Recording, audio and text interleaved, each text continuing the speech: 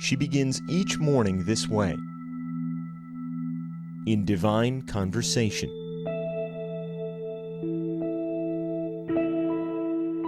As for what she seeks in the stillness and asks for in the hush,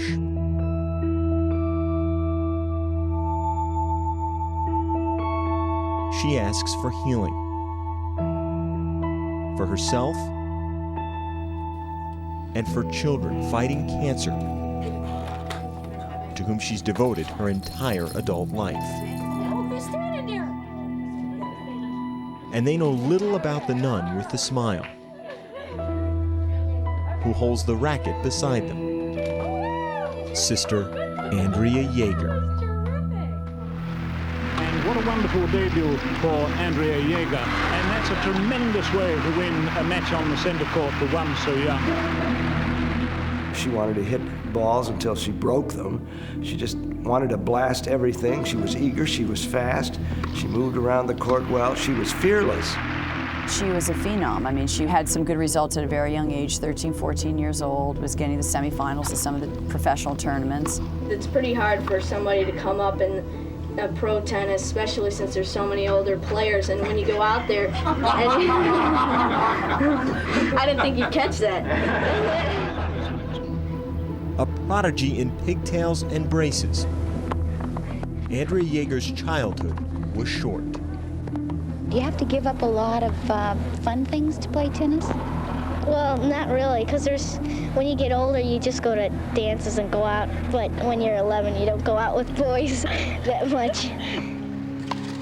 She turned pro in 1979 when she was 14 years old. By 16, Jaeger was number 2 in the world. What a point. Jaeger won 11 titles in her first 4 years on the tour, 260 matches in all. She beat Billie Jean King, Chris Evert, Martina Navratilova. While the victories came easily at times, the fulfillment did not. She enjoyed playing. She did not always enjoy winning. Well, I mean, in individual sport, where's the joy? You know, someone's going in the locker room as a loser. And that's the part that I was a little frustrated with. It meant so much more to other people that I just felt, let them have it. As she got older, sometimes she had a tendency to tank matches. She's often said to me, you know, there are a couple matches where I gave you the matches. I mean, basically, I didn't try that as hard as I could have because I knew you wanted it more. Whether out of compassion for her opponents or her own indifference to winning, Jaeger says she lost matches deliberately, including this one, the 1983 Wimbledon final against Martina Navratilova. Did you lose the match on purpose? Yeah. Do I ever want to be remembered for the athlete that gave away matches? No. You know, no athlete wants to be remembered for that. Does it take away from Martina's win? No. Did I do the same in another Grand Slam final? Yes. Did I have a right to morally? I believe so. Jaeger was adored by crowds, but felt alone on the tour. She began to accept that the game was not her calling. If my sole focus was on winning, I would have lost the best part of who I am. If I stayed on the circuit, I would have just become self-absorbed into becoming something for selfish reasons. At the end of the day, I'm number one for who? For me. Jaeger would never reach number 1. A shoulder injury in 1984 effectively ended her career. She was 19 years old. I had people come up to me and say, you will no longer contribute to society because you're injured.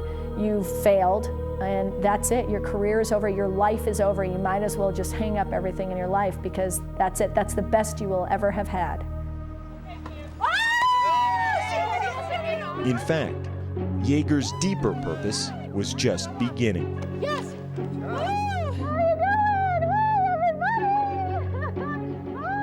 She had this idea for this ranch for terminally ill kids. She was a little bit of a sad case then because she was so young and her tennis career was over. And to us, we looked, gee, your tennis career is over, something you've built your life on. And we didn't understand.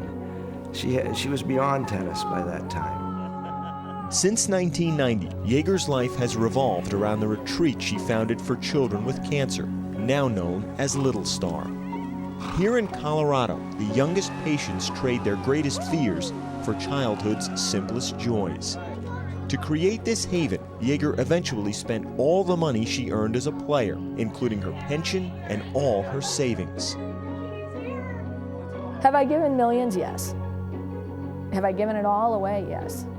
I really, truly feel that God gave me a gift to be a professional tennis player, and everything I earned wasn't my money. Everything I earned on the tennis court was His money, to help others, to help children, to help people, to help those in suffering.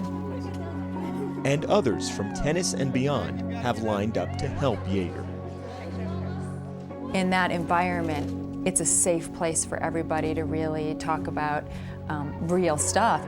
I mean, fear of death and what's God and why me? But then also they're like skiing and Andrea's joking and they're doing talent contests. It's just an incredible atmosphere to be in for everybody.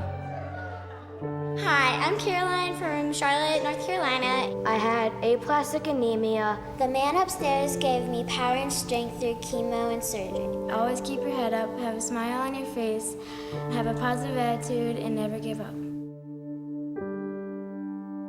Imagine the heart it takes to actually help a child that you know you're going to say goodbye to. I mean, to get to grow close, knowing that they're going to die, and all you're trying to do is give them some memories that they wouldn't have otherwise. Yeah, we say see you later, right? Okay. It's as if a piece of your heart gets torn out. That's only made for that child. I have to take that chunk out of my heart and use it as, okay, now they want me to go and help the next child. Devoting her life to the foundation and its children for the past 16 years, Jaeger discovered the charity was noble, but for her, it wasn't enough. So she chose to take the next step in a life of giving. At 41, Jaeger decided she would become a nun. I really felt God wanted me to take another step in faith. And I don't know if becoming a Dominican nun is, I don't know how it will have an effect on someone. I just know that He has a bigger picture. It could be one person that for some reason, my choice will help something they're going through. Last September, Jaeger was ordained as a sister in the Episcopal Church. She leads a life in service to God and to the sick children she continues to help through her foundation. In one way, it's hard to picture as a nun because you remember as a scrappy kid and wanted to beat up on everybody. On the other hand, when she started the ranch, you could see that she had something beyond tennis, beyond what we would call a normal life. I trust Andrea's faith and how she executes her faith. She didn't decide to become a nun. She was called. As for that other life in tennis, it seems more distant than a quarter century ago.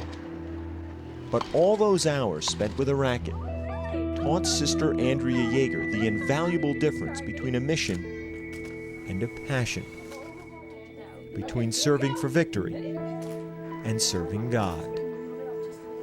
I think she never had a chance to be a child. She was thrust into an adult world at 13 years old. The innocence was gone, right there. She'd be tough, And I think she can go back now and be a kid with these kids.